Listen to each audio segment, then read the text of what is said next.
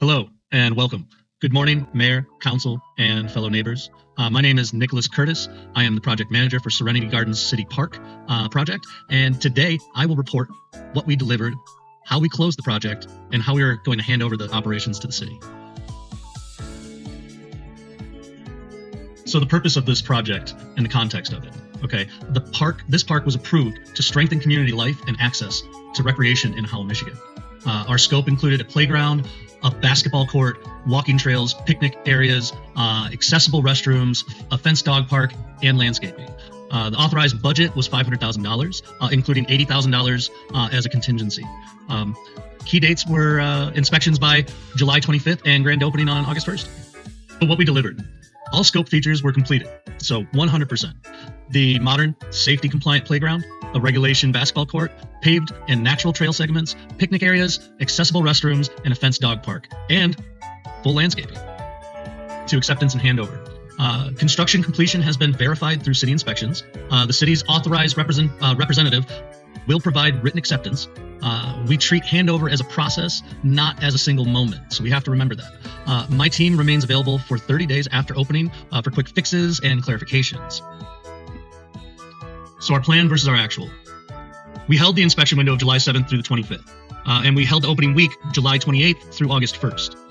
We had to manage a late restroom fixture shipment by making the schedule logic explicit, by resequencing our work, and running daily checks. We finished within $500,000 budget authorization. No budget increase was required due to this. The $80,000 contingency was not drawn and will revert per grant and city finance rules at financial closure. Okay, so moving on. Contracts and records. Well, our punch list items were completed and documented. Warranties for installed assets have been logged. Final invoices are submitted and approved per contract terms. All project records are archived per city policy. So we are all set there. Okay, so day one, operations and maintenance. Day one ownership will transfer to the City of Howell Parks and Recreation. Routine issues will flow through the city work order system. And during the first 30 days, my team will remain on call to ensure a smooth start and steady state operations. So this brings us to my next section here, community value. We expect value in three simple ways. Daily access to recreation, spaces for gathering, and pet amenities. City parks will track monthly use counts. Brief QR code satisfaction surveys could be placed at the entrances of the park. And a program or reservation activity log would also help with this tracking. Challenges and solutions. So we did have two key challenges. Number one, the fixtures delay. And number two, the trade coordination on the critical path that also threw us off. So basically what we did to get around and deal with these challenges, we converted narrative dependencies into real schedule predecessors and resequenced our work. We also held short daily check-ins before the inspection window to make sure everything was okay. So we also named one single owner for each critical package and escalated when our scheduled dates moved. So that brings us to the lessons learned section. I'm confident in saying that we will carry these things forward with us into future projects. First, we're going to keep our predecessor links for every dependency, real predecessor links for every dependency.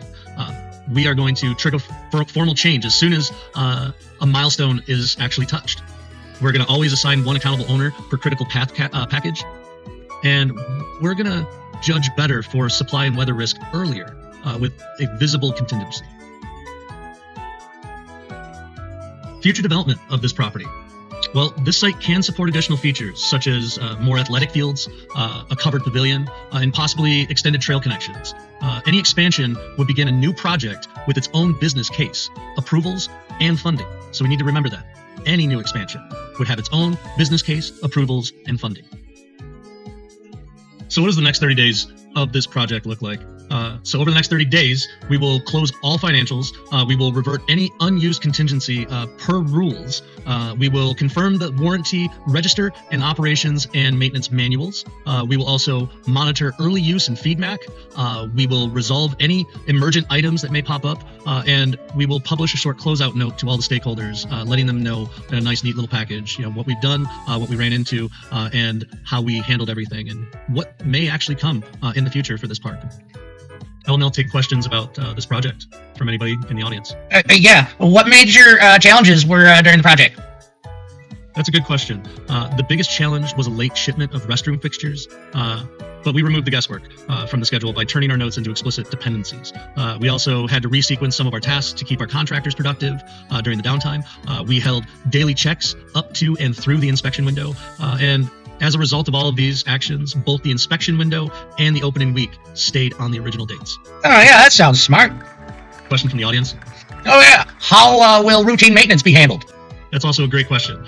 So City Parks and Recreation will manage the routine maintenance through the standard work order system that the residents already use. For the first 30 days after opening, my team will be on call for any quick fixes or clarifications that might be needed. Then really, with these two things, our goal is a smooth and predictable handoff to steady state operations so that everybody is ready for the next step. Well, thank you very much. Okay, everybody, I have time for one more question Me over here. About this project. Yeah, me. How will you know the park is delivering value to the residents? Yes, absolutely. We will be looking at these three signals. Okay, first, we would track the monthly use counts on the trails, the playground, the court, and the dog park. Secondly, we would probably put out a brief QR code survey in order to capture the community's satisfaction of the park. Okay, and then third, we would track the programs and reservation activity throughout a certain period of time. So the city parks will summarize all of these three things at 3, 6, and 12 months and adjust programming or any maintenance based on what the residents are using and what the residents are asking for.